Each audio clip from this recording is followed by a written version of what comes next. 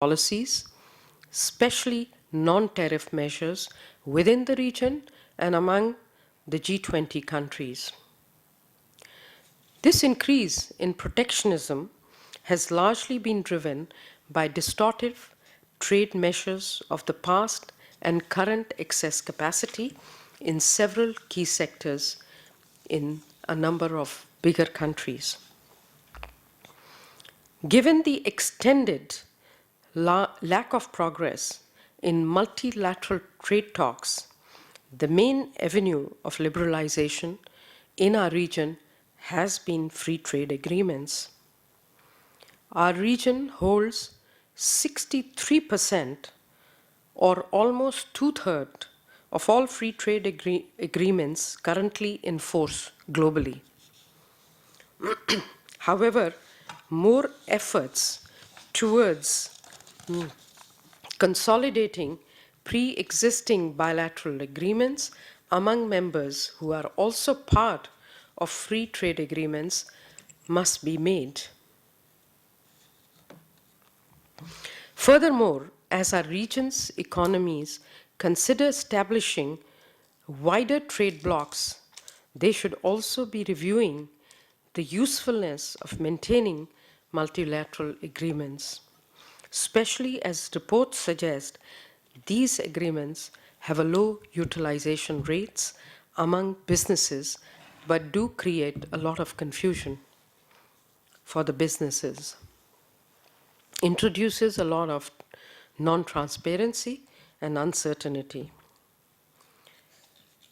My fifth message is regarding digitalization of trade, which indeed has the futuristic potential of transforming trade.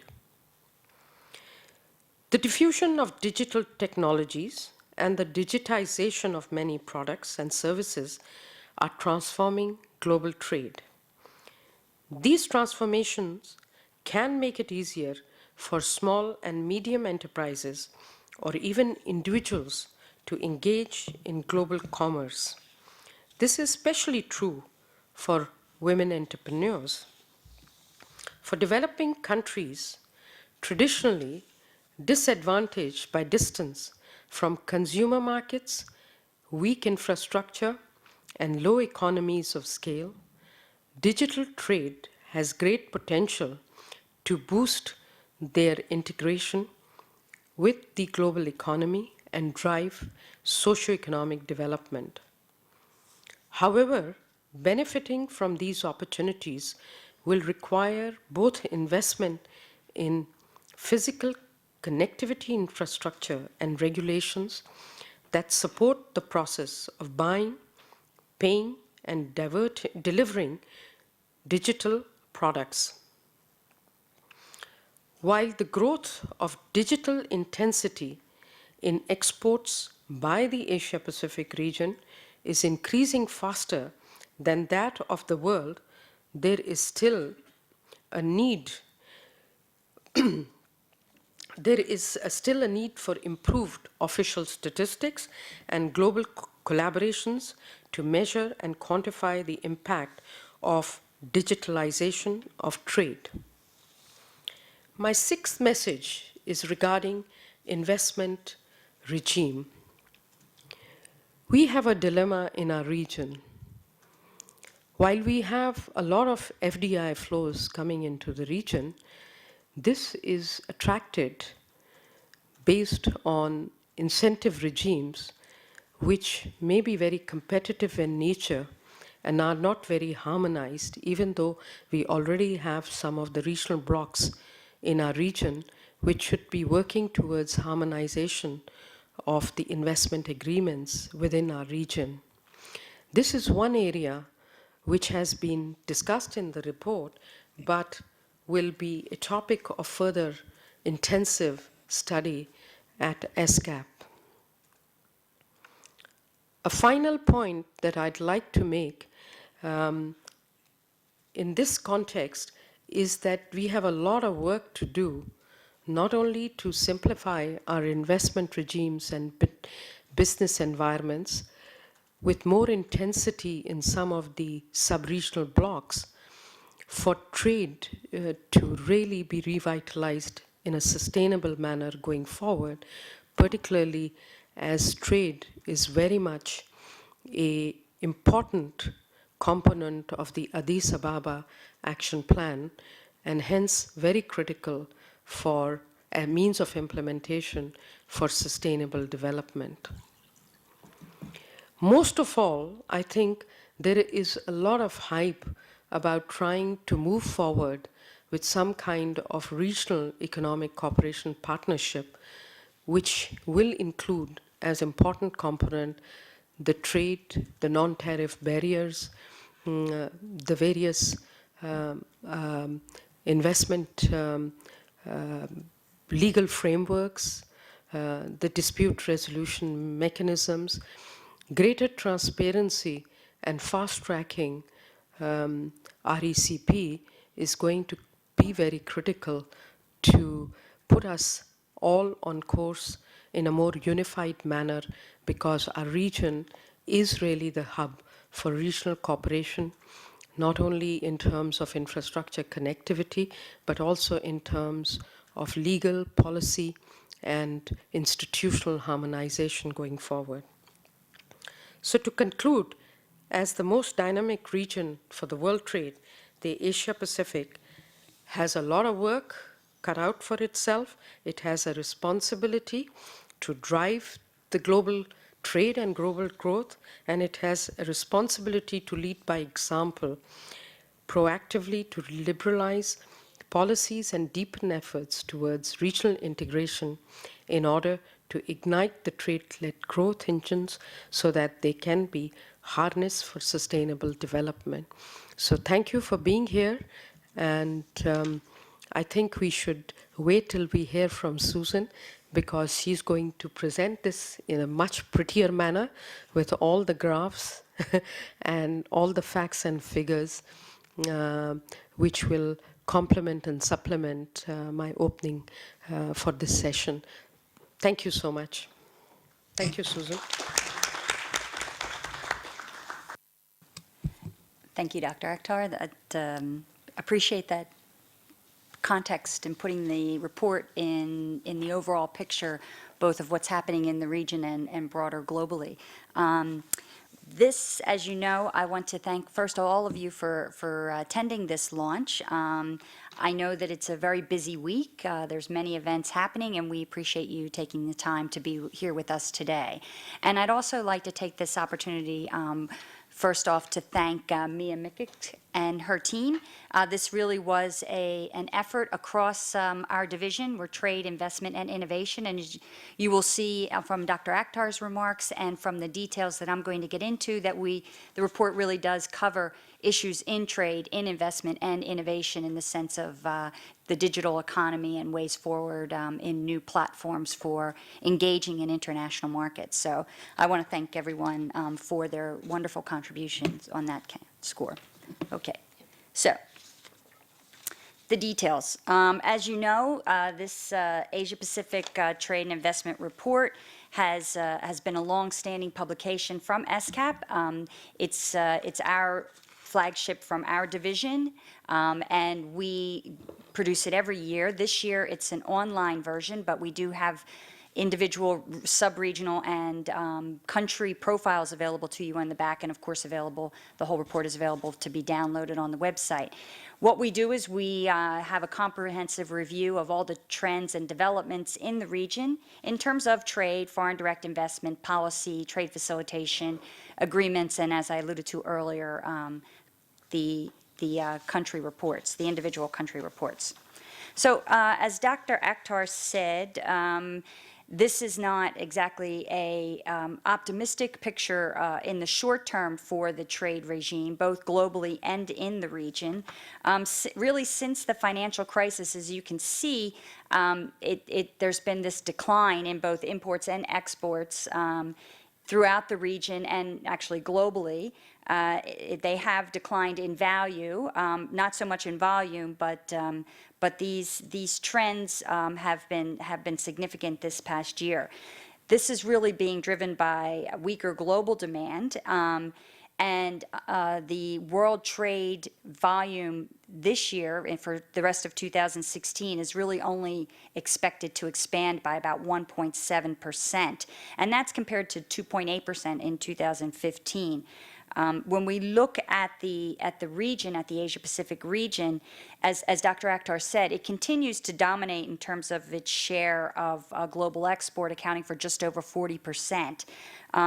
Recent performance indicators are a bit disappointing. We can see that the region has performed better than the global average, where in terms of value, merchandise exports fell by 9.7%. And continued to be weak in 2015 and continued to be weak in 2016, while imports really fell by about 15% through the end of 2015 and with a similar number for the first 6 months of 2016. If we look at the share of exports and imports of GDP, that continues to fall in the region as a whole. In 2015, the decline is 15 percentage points lower than the levels even before the global financial crisis. So in 2015, it was almost 53%, and before the crisis, we were closer to 68%. So it's quite a bit of difference in terms of performance. So the major factor, though, we have to keep in mind is that while these figures are weak and not as robust as they've been in the past, Asia-Pacific does continue to outperform the global economy in 2015. And that really still is being driven by the performance of China. The declines in Chinese trade have been relatively small compared to what we've been experiencing across the globe and across the region. And considering that China accounts for 34% of the region's merchandise exports, that's considering while the Asia-Pacific region registered a 13% decline in the value of exports, which was similar to the world average. Let me see here. So if we take a look now at the sub-regional layout and the details by subregion for the performance, we can see that more than half of merchandise trade in the Asia-Pacific region is intra-regional in nature. 53% on the export side and almost 60% on the import side. The geographic composition of intra-regional merchandise trade hasn't changed much over time, with the East and Northeast Asia subregion still having the largest share. In 2015, it was 64% of inter-regional exports and 60% of imports. On the other hand, some of the other subregions, such as South and Southwest Asia, North and Central Asia, and the Pacific, have actually experienced somewhat of a decline in their intra-regional trade flows. And this is an important trend given that the overall global economy is slow, that increasingly we're going to be looking at finding growth within this regional Asia-Pacific economy. So it's important that we do look at opportunities within the region and that each subregion looks for those opportunities that they can improve trade, because it is such an important factor in growth.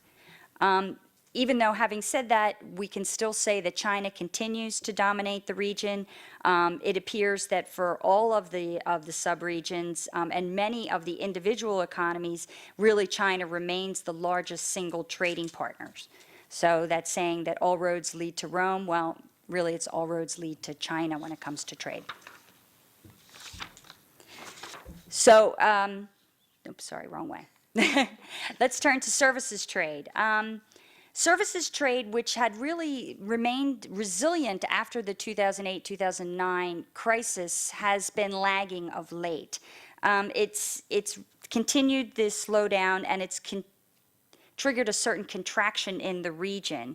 The global level of the value of services trade exports moved into the negative region for 2015. This was the first time since the 2009 crisis.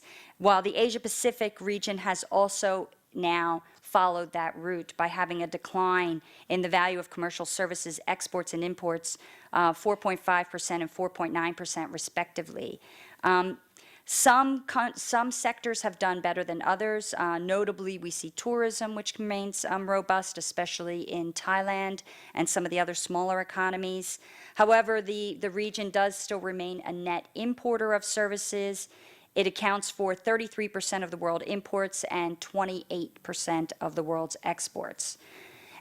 Services trade, as you can see, still remains highly concentrated in just a few of the region's economies, with China, Japan, India, and Singapore accounting for the vast majority of trade and services in the region. So what really this shows is that we know that services trade is very important, both in and of itself and also in its underpinning of merchandise trade. So the room for improvement across the region is really great in this area because of we can see the dominance. The services trade in terms of sectors, we can see that commercial services growth has been strong. Between 2005 and 2015, it's grown about 15% in terms of its share of services trade in the region. However, travel services have been the strongest performer at a growth of 18%. Goods and transport trade, those that support merchandise trade, which remain weak, those services have actually declined as a share of total services trade in the region. So the one bright spot, well, it's not the one, but a big bright spot in the region remains tourism. In 2015, there were 278 million international tourists that arrived to Asia and Pacific, and the region captured 26.5% of the international tourist share. The largest share of tourists arrivals was gained by East and Northeast Asia, followed by South Asia, then North and Central Asia, that's Southeast Asia. North and Northeast Asia accounted for 40%, Southeast Asia almost 30%, North and Central Asia about 10%, and South and Southwest Asia little over 16%, and the Pacific Islands accounted for about 4%. So most of the Asia-Pacific subregions have been net exporters of tourism services since 2006, but in 2015, while the number of tourist arrivals was still growing at 5.4%, the region's total tourism receipts actually declined slightly by 1.6%. As I said, North and Central Asia, it's 10%, but it's also experiencing the largest drop in tourism receipts. Its decline was over 16%, and the Pacific region also experienced a decline of over 5% in terms of tourism receipts. And this is significant given the large role that tourism plays in many of the regional economies.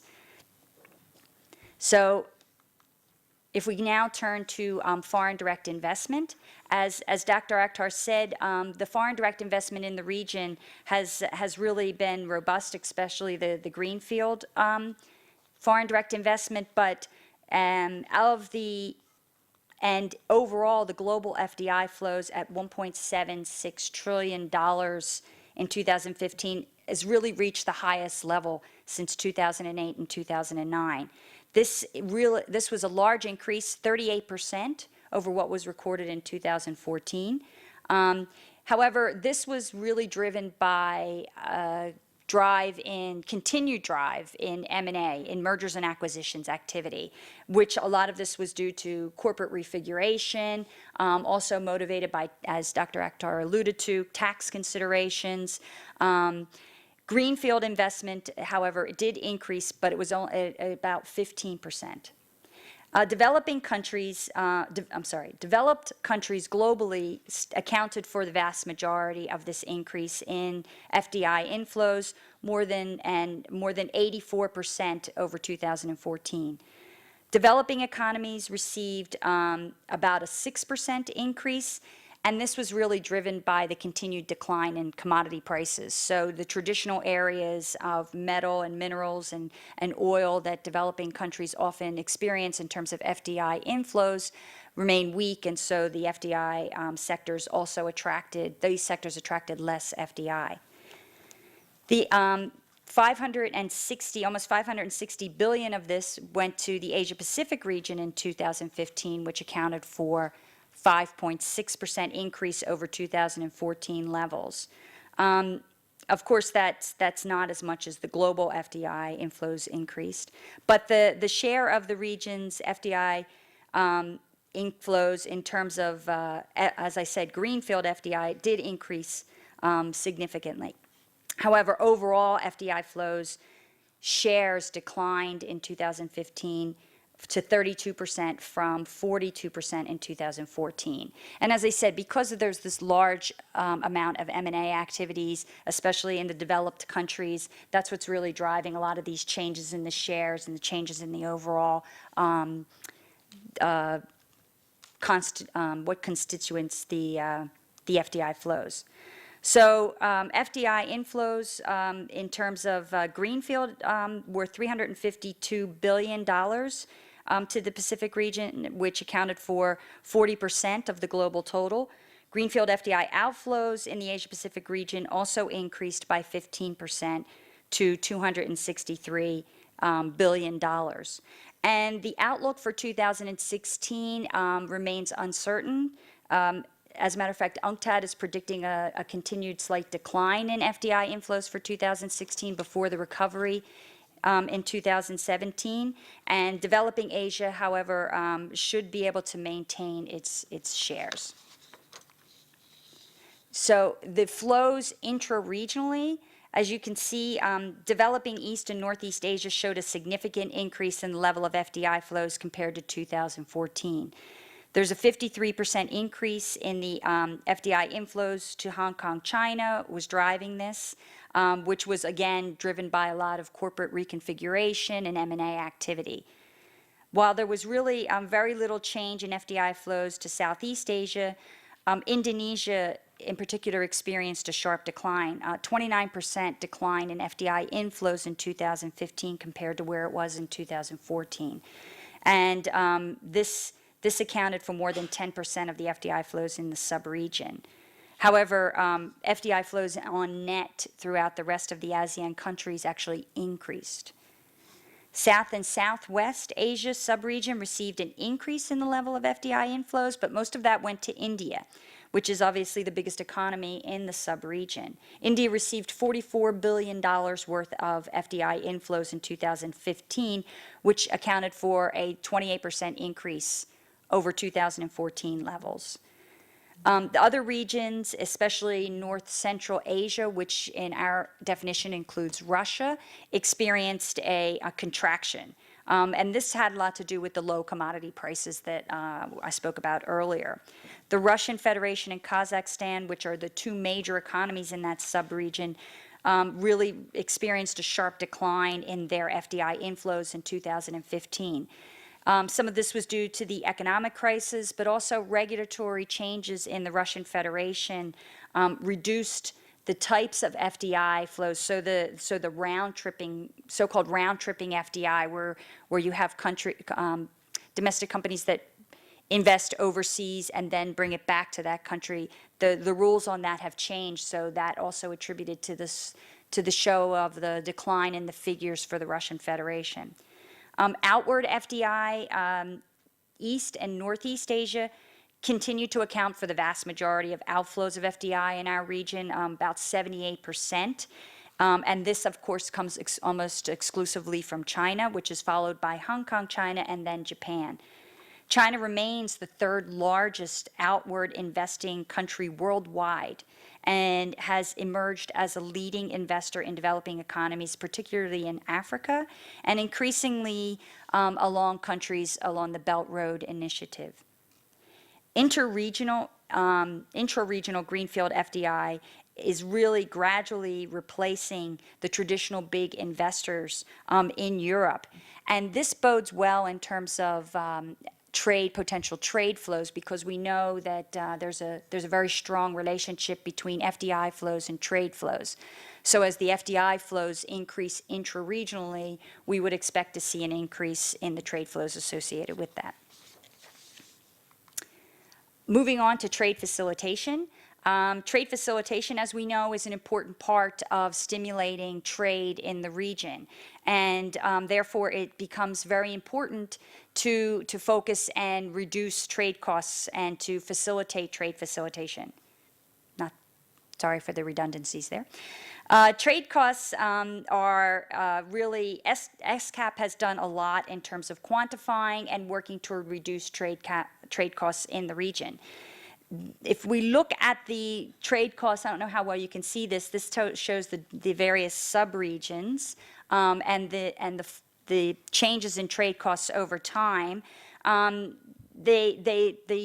total amount of trade cost is very different across the regions, but you can see for many of the regions there hasn't been a big change in the trade costs. Typically, they're moving a bit lower, but we're working toward making those curves decline a bit more steeply. East Asian countries tend to have the lowest trade costs. They tend to be on par with those of the European Union, which tends to have the lowest trade costs globally. While trade costs in North and Central Asian economies remain about 3 times as high as those of East Asia, they have been making progress in reducing these trade costs overall. So with the exception of the Pacific Islands, trade costs levels among the Asia-Pacific region have typically, as I said, remained similar. Some regions remain particularly high, but they're working toward reducing these. No such trends have been found in the case of South and Southeast Asia. They haven't been able to reduce their trade costs quite as much. However, we can show that even among the European Union, the European 3 as we call them, the EU3, which tends to be considered the global benchmark, they have been reducing their trade costs. And the point that we want to make in highlighting this is that even among the world standards, the EU3, and regionally when you talk about Singapore and Hong Kong, they've been able to continually reduce their trade costs. So there's always room for improvement, and there's always an ability to reduce these, which even among top performers. So of course, as I said, we're doing a lot of work at ESCAP to reduce these trade costs. 96 globally, and 26 of those are from our region, have ratified the WTO TFA, and we continue to support that effort in the region by helping our member countries with that process. To complement that process and to actually push it forward, we, of course, as you all know, have the new framework agreement on facilitation of cross-border paperless trade in Asia and the Pacific, which we see as a powerful tool to help our countries in our region to significantly reduce trade costs. And of course, that framework agreement has been open for signature since the 1st of October. Now we come to trade policy, which, as Dr. Akhtar said, has not been a shining light in this report. The trade policies, they tend to mirror, as we say, the global mood of trade. And as that global mood remains cautious and not very robust, so does policy. And we see that in an increase in the number of what we call non-tariff measures. And the thing with these non-tariff measures, because they can be quite difficult to measure, because they can be non-transparent, and because they tend to be behind the border or even murky in their implementation, they can have a much larger effect and a much longer term effect than traditional tariffs. We see that these higher trade costs depicted here in the number, sorry, I'm on the wrong slide. No. Yeah. We see that the number of trade implementation measures have increased. For example, let's look at mid-October to 2014 to mid-May of 2016. This monthly increase in the global stock of trade restrictive measures increased by almost 17.5% per month, which was an increase in the 15 average per month that we saw from November 2013 to mid-May 2015. Even though there's been an increase, a corresponding increase in the number of trade liberalization measures, they do fall well behind the trade restrictiveness measures that are being put in place. And when we look at trying to assess these, they do tend to show that there's this increase in the level of potential protectionism, not only globally, but also in the Asia-Pacific region. And we have to keep in mind that this is an increase in the new measures that are being put in place, but there's also a stock of measures that exist. And as long as that stock of measures exists, putting new measures in place, it becomes a cumulative effect. And that cumulative effect can have a much larger impact on trade than we tend to appreciate. These will have, will tend to hurt any potential recovery in the region, as well as tend to be procedures that not only take place at the border, but behind the border, and can hurt the region's prospects for recovery, both in terms of trade, but also in terms of general economic recovery. So as I was saying before, the non-tariff measures, we tend to measure these SPS and sanitary and phytosanitary measures and technical barriers to trade, SPS and TBT as we call them. As you can see, there's been an increase in 2014 and 15 over that rivals that which took place right after the phase of the global financial crisis. And we are concerned about that because as these measures, as I said, these measures that are increasingly being put in place tend to be cumulative, and they tend to affect different sectors. These affect especially the agricultural and the food sectors, which can be hurt to a great extent by these measures. Specific sectors that have received more than their fair share of attention, steel is one of them. As Dr. Akhtar alluded to, you tend to have a focus on some of the more sensitive sectors, and steel tends to have attract a high number of trade remedies. In 2015, we saw 40 cases of anti-dumping or countervailing duties against the steel industry, where in prior years these have been much less. So there tends to be a focus on certain sectors, and there tends to be an increase in these measures over time. Okay, so trade agreements. We all know that the pace of the multilateral trade agreements, the Doha round, has been very slow. That's been very frustrating to a number of economies, and so Asia-Pacific economies in particular have tended to focus on increasing the number of their preferential trade agreements, both with partners inside and outside the region. By July of 2016, there were more than 260 agreements that included one or more members of the Asia-Pacific region. 169 of those are in force, while 78 are still in various stages of negotiation. While in the 1990s there was a big push to negotiate these agreements within the region, more recently the negotiations have turned toward economies outside the region. We see an increasing number of agreements by regional member countries being signed with, say, the U.S. or the EU. The trend is to put forth these to seek additional access to these large market economies, but we should keep in mind that as the global slowdown continues, we do need to focus more on the intra-regional trade, and as Dr. Akhtar said, that means looking more at the regional agreements that are happening internally.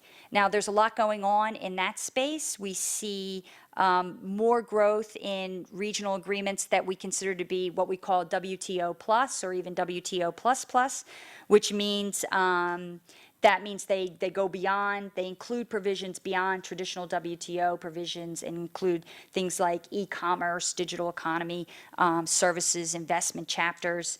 There's also this increase energy in terms of mega regionals, even though one of the mega regionals may have fallen off the wagon there. But we do see a lot of potential, and as Dr. Akhtar referred to as RCEP, we're hoping that there's going to be an increased momentum because given this proliferation of RTAs and PTAs in the region, there still continues, and the report discusses this concern about the noodle bowl effect, about having this increasing number without there being a corresponding decline in terms of agreements that are no longer maybe as relevant being closed down. We still have all of these agreements in place, which tends to create a great deal of transaction cost for firms in the region and a great deal of confusion, so that we're hoping that this movement to the larger agreements may help reduce some of this confusion and some of this noodle bowl activity in the region, even though we do see and caution against these undermining the overall multilateral process, because we have to keep in mind that the WTO process is much more inclusive. And to the extent that these mega regionals or these other PTAs exclude many of the LDC members of our region and the vulnerable economies in our region, they don't tend to progress the welfare of the region as a whole.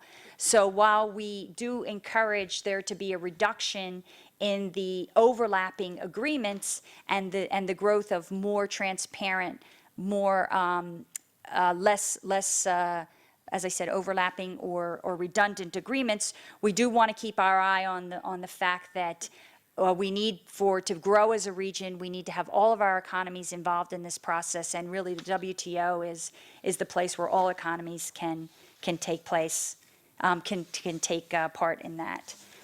If we look at what has been in these trade agreements, as I alluded to, there are increasing provisions that go outside of traditional WTO provisions, whereas we see in this, sorry, it's very small, this graph, the increase in provisions in terms of things, in terms of rules of origin, in terms of dispute settlements, in terms of intellectual property. So the degree to which these our agreements in the region are including these measures shows that the region is moving forward in terms of its political economy for trade agreements. So if we look now to what we see as the trade growth prospects, we can see, as I've talked about, and as Dr. Akhtar gave the bigger picture, the political economy remains complex. We see that there's lots of there's uncertainty going forward in many of the region's major markets, both in terms of its demand prospects and its attitude toward global trade opening. We see that China's growth has continued to moderate, especially its demand for commodities, which has been a factor of driving growth in the region. So basically, there's some deep both cyclical but also structural changes that are occurring in the global economy, which have a big impact on our trade now and in the future. We see that there's a potential decline or at least leveling off in GVC activity as this activity matures and the big gains that have come with its initial establishment start to wane. There's a clear indication that the elasticity of trade, as Dr. Akhtar said, may be changing over the long run.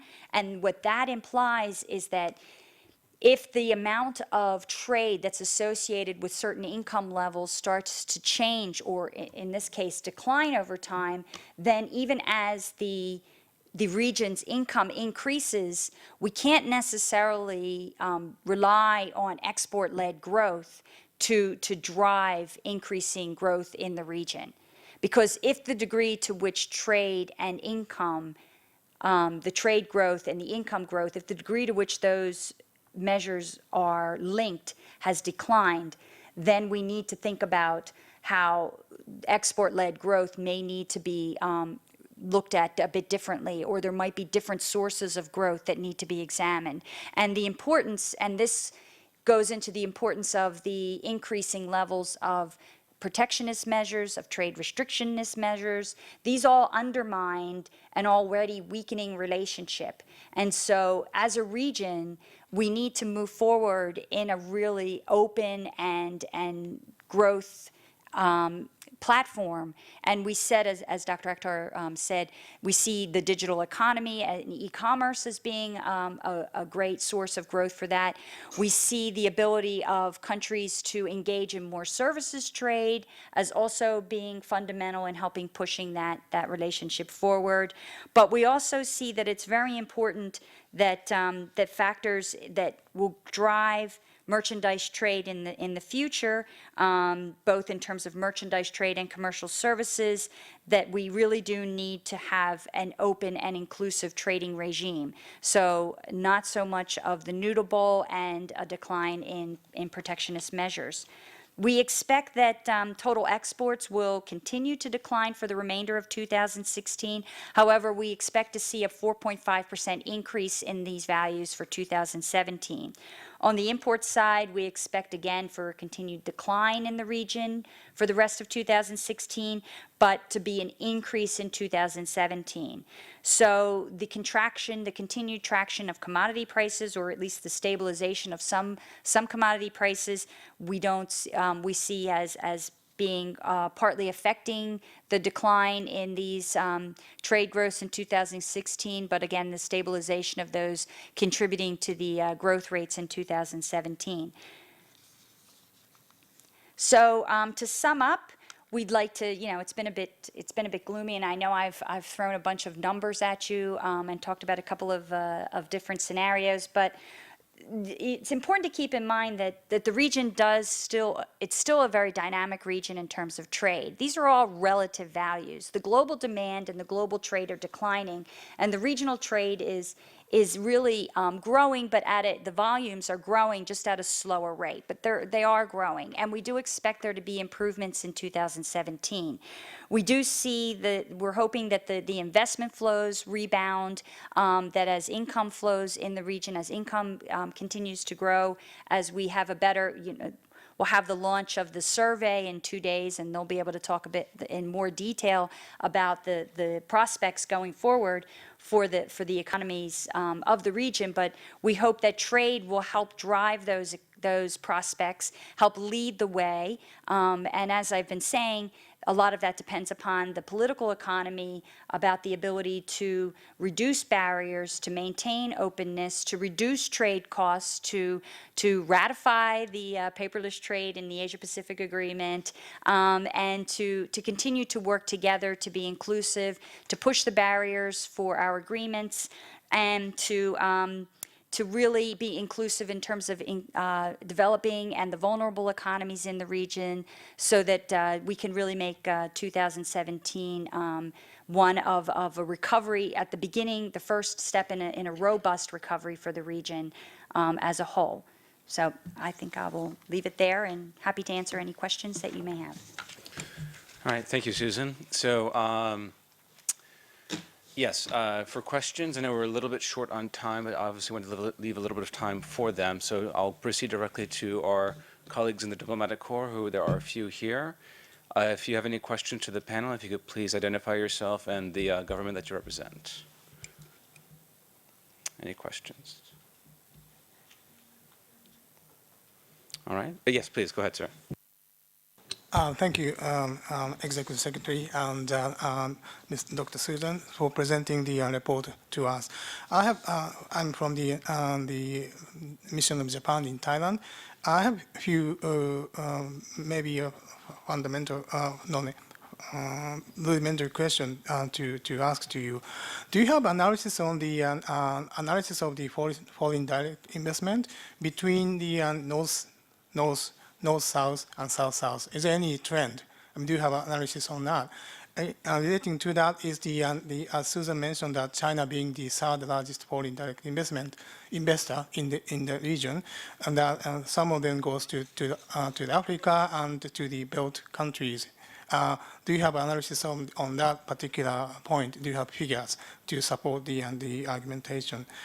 And secondly, I have a question on the impact or contribution of the China's One Belt, One Road policy on the trade and investment in the region. Of course, this is one of the topic, of course, China being the driver of the economy in the region, and one of the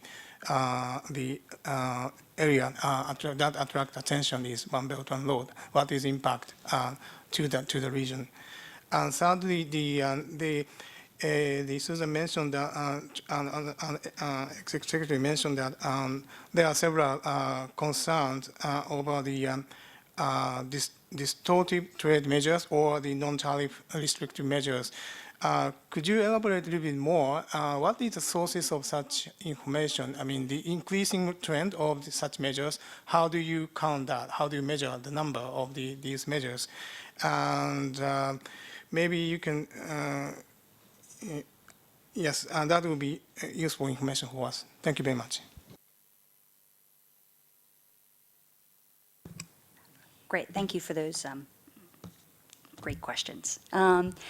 In terms of the analysis of FDI, yes, we do get into some details in there, in the sense of the north-south and south-south trends. I have to say that the majority of the FDI flows has been dominated by the north, and a lot of that, as I said, is driven by M&A activity. The FDI flows really, they break down into mergers and acquisitions and to greenfield FDI. The greenfield FDI does tend to be more active in the south-south, especially from China. So that tends to dominate those figures. When we see the total increases, though, it does tend to be dominated by the M&A numbers, which which tend to be north-north or north-south. So, but those kinds of details, there are further details in the report on that. The China figures, oh, thanks.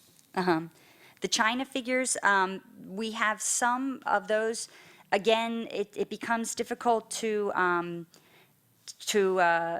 break those down in the. Thank you, Dr. Akhtar. Just gave me the north and northeast the brief on the region. You do have some specifics to do with China. We tend to not give too much individual country coverage because UNCTAD covers those in detail. We tend to break down the intra-regional, talk about the big ones because China, as you rightly point out, is a major investor in the region. So we do highlight some of China's, but in terms of the bilateral flows and those trends, we tend to leave that to UNCTAD. The Belt Road Initiative and its impact on trade and investment in the region, that is, of course, relatively new, and those investments are currently being put in place. But we are working to prepare some estimations and some projections on what we think might be the impact of some of that work on regional trade and investments as well as economic development more generally. So that is ongoing, and we do intend to make that work available in future. The sources for the non-tariff measures, the WTO, they put out a report every 6 months. That's done in conjunction with WTO, OECD, and UNCTAD. Tend to measure those, and it tends to feed into the G20 process. But they also have just a normal WTO report on trade on non-tariff measures.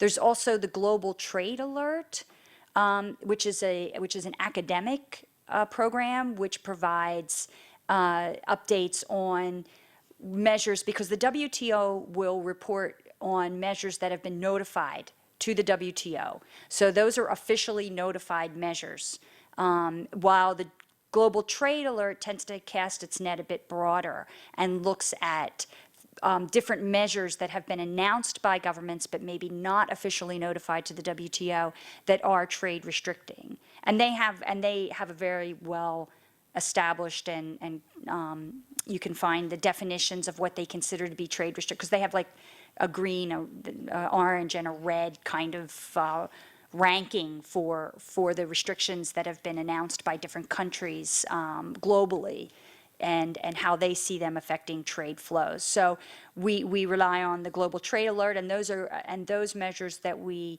report from the Global Trade Alert are clearly identified as such in the report, as well as the official notifications through the WTO process. Thank you, Susan. Once again, any more questions from the diplomatic corps before I proceed? All right, so we do have a few members of the press here, so to our colleagues in the press, if you have any questions at this time, feel free to identify yourself and for the panel. All right, so then at this point, just to begin wrapping things up, is there any final questions from the floor for anyone on our panel? All right, well then I suppose if there's any follow-up, we'll deal with the follow-up afterwards. So thank you again to the Executive Secretary and our panel members. As indicated, there is materials related to the report on the table at the back on the way out. And otherwise, have a good morning.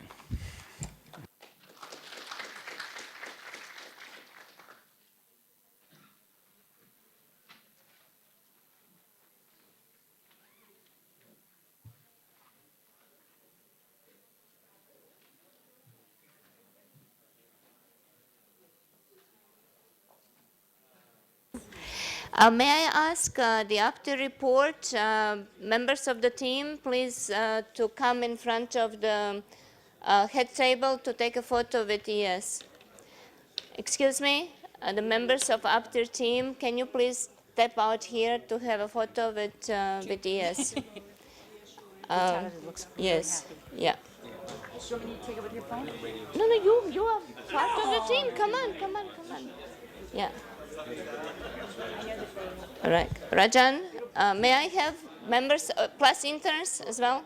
And then once you're done with the photo, if I can direct you to the press. Yeah, okay. Thank you very much for this opportunity. I think this is very nice for them. I think from their side. Yeah. Yeah, no, they're just very shy. We go down there? Yeah, I think it's nice. Very nice.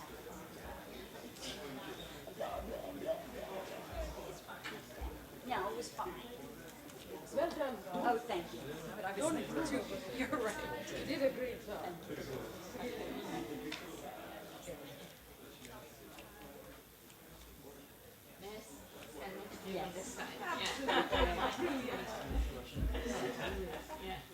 Is that everyone, please?